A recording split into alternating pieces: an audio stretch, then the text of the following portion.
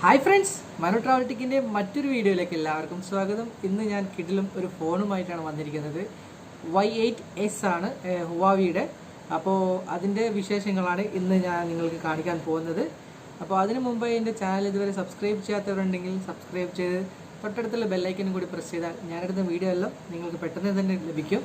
അപ്പോൾ എൻ്റെ വീഡിയോയിലേക്ക് കടക്കാം.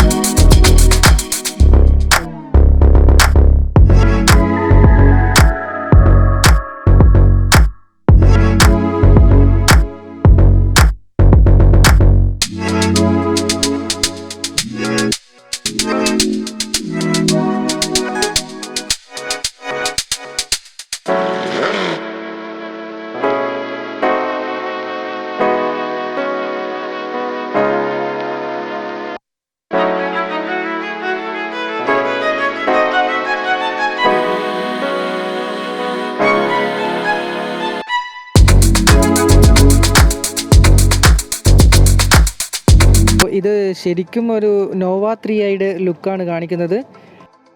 ഫോണിൻ്റെ വെയിറ്റ് വരുന്നത് 180 ഗ്രാമും അതേപോലെ തന്നെ 8.1 mm തിക്നെസ്സുമാണ് വരുന്നത്. പിന്നെ റിയർ ക്യാമറ 48 മെഗാ പിക്സലിൻ്റെ AI നൈറ്റ് ഷോട്ട് ക്യാമറയും സെൽഫി ക്യാമറ രണ്ടാണ് വരുന്നത്. 8 മെഗാ പിക്സലിൻ്റെ ഒന്നും 2 മെഗാ പിക്സലിൻ്റെ മറ്റൊരു ക്യാമറയാണ് കൊടുത്തിരിക്കുന്നത്. ഇതിൻ്റെ ബോഡി കൊടുത്തിരിക്കുന്നത് പ്ലാസ്റ്റിക് ടൈപ്പിലാണ്.